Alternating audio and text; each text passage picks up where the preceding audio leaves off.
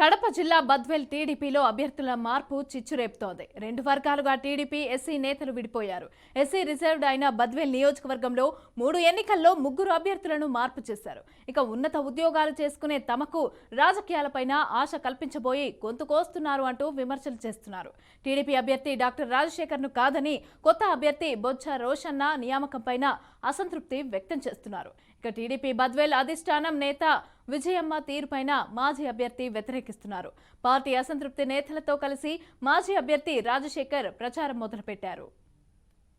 ఈ బద్వేల్ నియోజకవర్గం SC reserved అయినప్పుడు అప్పటి నుంచి కూడా నేను రాజకీయాల మీద ఆసక్తితో నేను ఎన్నోసార్లు ప్రయత్నం చేయడం జరిగింది. కానీ 2019లో మరి ఆ రోజు బద్వేల్ టీడీపీ అధిష్టానం పిలుపు మేరకు నేను రాజకీయాల్లోకి రావడం జరిగింది.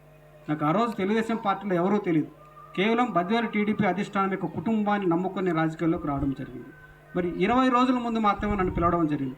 20 రోజుల్లో ఒక రకంగా మరి ఆ రోజు యాంటీ ఇన్కంబెన్సీ ఓట్, ప్రభుత్వ వ్యతిరేక ఓటు ఉంది తెలుగుదేశం పార్టీకి. మరి వైసీపీ స్ట్రాంగ్ ఉన్న ఏరియా కడప జిల్లా, సొంత పార్లమెంటు జగన్మోహన్ రెడ్డి గారికి. అయినప్పటికీ కూడా నేను ధైర్యంగా ఆ రోజు 2019లో మరి ఒక వేవ్ ఉన్నప్పటికీ కూడా వైసీపీ పార్టీకి నేను ఆ రోజు ధైర్యంగా రావడం జరిగింది. ఆ రోజు పోటీ చేసి నేను 20 రోజుల్లోనే ప్రచారం చేయడం జరిగింది. అయినప్పటికీ కూడా ఆ రోజు నాకు వచ్చిన ఓట్లు 55,000 ఓట్లు వచ్చినాయి ఎమ్మెల్యే అభ్యర్థులు ఇక్కడ 2019. అదే ఆదినారాయణ రెడ్డి గారు ఎంపీగా నిలబడినప్పుడు ఎంపీగా ఉన్న ఆదినారాయణ రెడ్డి గారికి 45,000 ఓట్లు వచ్చినాయి. ఒక 10,000 ఓట్లు ఎక్స్ట్రా వచ్చాయి నాకు. ఈ 10,000 ఏఈని నేను ఈరోజు ప్రజలందరి ముందు ఉంచుతున్నాను. టీడీపీ అధిష్టానం కూడా, బద్వేల్ అధిష్టానం కూడా ఇది గుర్తించాలి.